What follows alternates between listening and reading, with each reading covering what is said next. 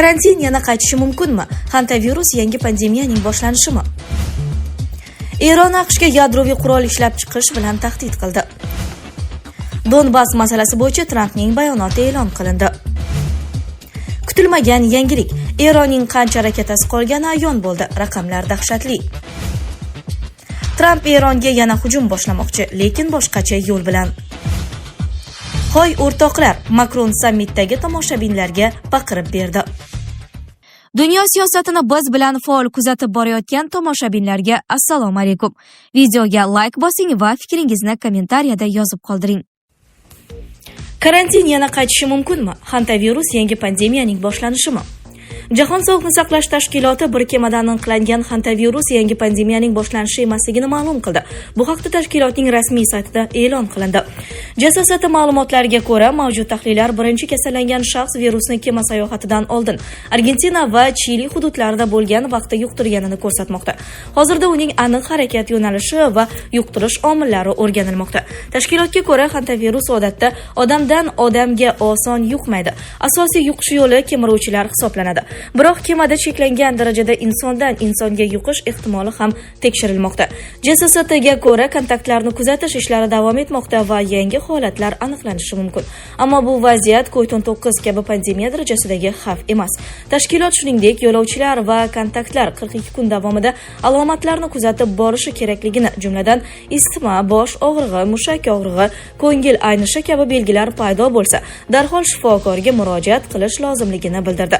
Hantavirus asosan kemiruvchilardan yuqadigan virus bo'lib, og'ir holatlarda nafas yetishmovchiligi va buyrak yetishmovchiligiga olib kelishi mumkin.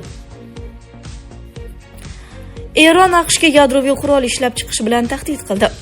Eron hukumati agar AQSh tomonidan harbiy zarbalar qayta tiklansa, uranni qurol ishlab chiqarish uchun zarur bo'lgan 90% ko'rsatkichgacha boyitish bilan tahdid qildi.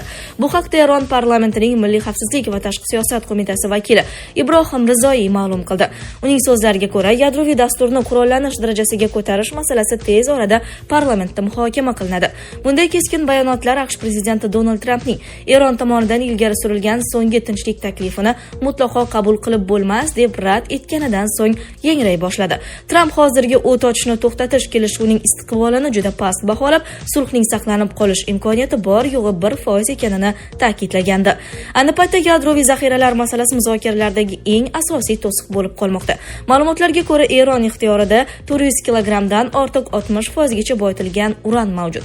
Washington ushbu zaxiralarni zudlik bilan mamlakatdan olib chiqilishi yoki boyitilish jarayoni kamida 20 yilga to'xtatilishini talab qilgan. AQSh rasmiylarining hisob-kitoblariga ko'ra, Tehron mavjud xom ashyoni bor yo'g'i 2 hafta ichida qurol darajasiga keltirishi va bu zaxira 11 ta yadroviy jangovar kalak yaratish uchun yetarli bo'lishi mumkin. Isroil bosh vaziri Netanyahu ham masalaga qat'iy munosabat bildirib, Eronning yadroviy salohiyati to'liq yo'q qilinmaguncha urushni tugagan deb hisoblab bo'lmasligini aytgan.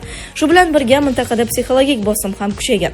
Isroil oavlari mahalliy fuqarolarning telefonlariga Eron nomidan tahdidli xabarlar kelayotgani, unda tungi osmonda quyoshni ko'rasiz deb yaqinlashib kelayotgan raketa hujumlariga ishora qilinayotgani haqida yozmoqda. Donbass masalasi bo'yicha Trampning bayonoti e'lon qilindi. Donald Tramp Vladimir Putin bilan Donbassning to'liq Rossiya nazoratiga o'tishi bo'yicha qandaydir kelishuv mavjudligini rad etdi. Bu haqda AQSh prezidentining 12-may kuni Xitoyga uchib ketishidan oldin jurnalistlar bilan muloqoti chog'ida aytgan so'zlaridan ma'lum bo'ldi. Jurnalistlardan biri Trampga siz va Putin o'rtasida Rossiya butun Donbassni olishi kerakligi haqida qandaydir tushunish bormi degan savolni bergan. Tramp esa bu savolga qisqacha yo'q deya javob qaytargan. Mazkur muloqot videosidan parcha X tarmog'idagi Clash Report mikroblogida e'lon qilingan. Donetsk oblasti ustidan qaysi tomon nazorat o'rnatishi Rossiya va Ukraina o'rtasidagi urushni tugatish bo'yicha muzokaralardagi asosiy masalalardan biri hisoblanadi. Moskva bir necha bor tinchlik muzokaralariga tayyorligini bildirgan, biroq buni Ukraina qo'shinlarining Donetsk, Lugansk, Xerson va Zaporojye viloyatlaridan to'liq chiqib ketish bilan bog'lab kelmoqda. Kreml ushbu hududlarni 2022-yilda o'tkazilgan referendumlar natijasiga ko'ra Rossiya hududi deb hisoblaydi. Aprel oyi oxirida New York Times 4 nafar anonim manbaga tayanib, Ukraina vakillari Rossiya Rossiya hali ham harbiy yo'l bilan egallashga urinayotgan Donbass hududining bir qismini Daniland deb atash taklifini bildirganini yozgan. Nashrga ko'ra, bu taklif Trampning xayrixohligiga erishish maqsadida ilgari surilgan bo'lishi mumkin. AQSh vitse-prezidenti J.D. Vance hududiy bahs bir necha kvadrat kilometr haqida ekanini aytganidan so'ng, Kreml matbuot kotibi Dmitriy Peskov 12 aprel kuni Rossiya va Ukraina o'rtasidagi hududiy kelishmovchilik Donetsk viloyatining Moskva hali nazorat qilmayotgan taxminan 17.8% bilan bog'liqligini bildirgan. Fevral oyi oxirida hududiy kelishmovchiliklar sabab Ukrainadagi tinchlik muzokaralari boshi berk ko'chaga kirib qolgandi. Bu holat hayot sifatiga ta'sir qilyaptimi? Oilaviy hayotda zaiflik, stress va ishonchsizlik olib kelyaptimi? Vulkan erkak kuchi va ishonchining yangilangan manbai. Prostata bezi adenomasi, surunkali prostatitdan qutulishga yordam beruvchi ishonchli formula. Atigi 5-7 kun ichida natijasini sezasiz. O'zingizni yengil va ishonchli his eting. Vulkan, siz izlagan tabiiy yechim. Kutilmagan yangilik, Eronning qancha raketasi qolgani ayon bo'ldi. Raqamlar dahshatli. New York Times nashrining yozishicha, AQSh razvedka ma'lumotlari Eron o'zining harbiy salohiyatining katta qismini saqlab qolganini ko'rsatmoqda. Bu ma'lumotlar AQSh prezidenti Donald Tramp hamda uning ma'muriyatining Eron harbiy jihatidan batamom tor-mor etilgani haqidagi bayonotlariga zid. Nashrning 12-may kuni xabar berishicha, Eron mamlakat hududidagi mobil raketa uchirish qurilmalarining taxminan 70% ni hamda urushdan oldingi raketa zaxiralarining 70% ni saqlab qolgan. Ma'lum qilinishicha, ushbu arsenalga mintaqa davlatlariga zarba berish imkoniga ega ballistik raketalar, shuningdek qisqa masofada yer usti va dengiz nishonlariga qarshi qo'llanishi mumkin bo'lgan qanotli raketalar ham kiradi. Nashrga ko'ra, eng katta xavotirlardan biri Eronning Hormuz bo'g'ozi bo'ylab joylashtirilgan 33 ta raketa kompleksidan 30 tasini qayta jangovar holatga keltirganidir. Mutaxassislar fikricha, ushbu komplekslar Amerika harbiy kemalari hamda Hormuz bo'g'ozi orqali harakatlanuvchi neft tankerlari uchun xavf tug'dirishi mumkin. Shuningdek, harbiy razvedka ma'lumotlariga ko'ra, sun'iy yo'ldosh tasvirlari va boshqa manbalar Eron mamlakat bo'ylab joylashgan yer osti raketa omborlari va uchirish qurilmalarining taxminan 90% ga qayta qurish imkonini tiklanganini ko'rsatmoqda. Hozirda ular qisman yoki to'liq jangovar tayyor deb baholanmoqda. Bunga o'xshash ma'lumotlarni avvalroq Washington Post ham e'lon qilgan edi.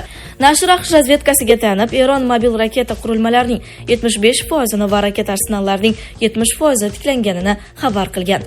NET ta'kidlashicha, yangi razvedka ma'lumotlari Tramp va uning harbiy maslahatchilari AQSh qurolli kuchlari Eron raketa obyektlariga yetkazgan zararni ortiqcha baholaganini ko'rsatadi.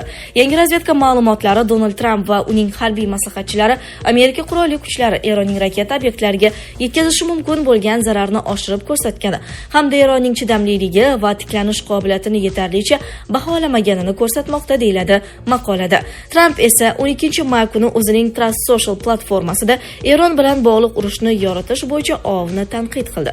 U Oq uy pozitsiyasini qo'llab-quvvatlamagan masalalarni deyarli xiyonat deb atab, bunday publikatsiyalar dushman tomonini qo'llayotganini aytdi. NET ma'lumotiga ko'ra, AQSh armiyasi muhim o'q-dorilarning ko'p qismini sarflab bo'lgan. Ular qatorida Tomahawk qanotli raketalari, Patriot havo mudofaa tizimlari raketalari, Preston Strike va Atom yerdan uchiriladigan raketalari bor.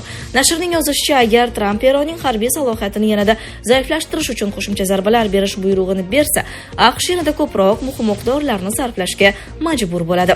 Bu esa Pentagon va yirik qurol ishlab chiqaruvchilar zaxiralarini to'ldirishda qiyinlayotgan bir paytda AQSh zaxiralarini yanada qisqartirishi mumkin. Maqolada aytilishicha, Washingtonning Yevropa ittifoqchilari ham AQSh qurol zaxiralarining kamayishidan xavotir bildirmoqda. Tramp Eronga yana hujum boshlamoqchi, lekin boshqacha yo'l bilan. AQSh prezidenti Tramp Eronga qarshi harbiy harakatlarni qayta boshlash masalasini jiddiy ko'rib chiqmoqda. Bu haqda o'z manbalariga tayanib CNN xabar berdi. Manbalarga ko'ra, Tramp Tehronning urushni to'xtatish bo'yicha muzokaralarni olib borish uslubidan tobora norozi bo'lib bormoqda. Oq uydagi ayrim maslahatchilarning aytishicha, u so'nggi haftalarga nisbatan ancha qat'iy pozitsiyada. CNN suhbatdoshlariga ko'ra, Tramp Hormuz bo'g'ozining yopiq qolishi va Eron rahbariyati ichidagi bo'linishdan asabiylashmoqda. Uning fikricha, aynan shu ichki kelishmovchiliklar Tehronning yadroviy muzokaralarda yon berishini qiyinlashtiryapti. Manbalarga ko'ra, Tramp ma'muriyati ichida ham turli qarashlar mavjud. Xususan, Pentagondagi ayrimlar Eronni muzokara stoliga majburlash uchun qattiqroq bosim va hatto yangi zarbalar tarafdori. Boshqalar esa diplomatiyaga hali imkoniyat berish kerakligini aytmoqda. Shu bilan birga Tramp atrofidagilar Pokiston vositachilaridan ham qattiqroq pozitsiya kutmoqda. Ayrim amerikalik amaldorlar Pokiston-Eron pozitsiyasini Vashingtonga real holatdan ko'ra ijobiyroq qilib ko'rsatayotganiga shubha bildirgan. Hoy o'rtoqlar, Makron sammitdagi tomoshabinlarga baqirib berdi. 11-may kuni Fransiya prezidenti Makron Nayrobidagi Afrika oldingi sammitida madaniyatga bag'ishlangan sessiyani zaldagi shovqin tufayli to'xtatdi. Auditoriyadagilarni qo'yib berdi. Uning ushbu harakatlari aks etgan videolar tarmoqlarda tarqaldi. Hammadan uzr so'rayman. Hoy, kechirasizlar o'rtoqlar, lekin bu yerga ilhomlanib kelgan odamlar bunday shovqin ostida chiqish qilayotgan bir paytda madaniyat haqida gapirishning iloji yo'q deya murojaat qilgan u ommani tartibga chaqirib, Makron yuz berayotgan holatni hurmatsizlik deb atagan va shaxsiy suhbatlarini davom ettirishni istaganlarga ikki tomonlama uchrashuv uchun mo'ljallangan xonalarga o'tishni yoki ko'chaga chiqishni taklif etgan. Sizlarga yetkazmoqchi bo'lganlarimiz shulardan iborat edi. Dunyo yangiliklaridan uzoqlashmang.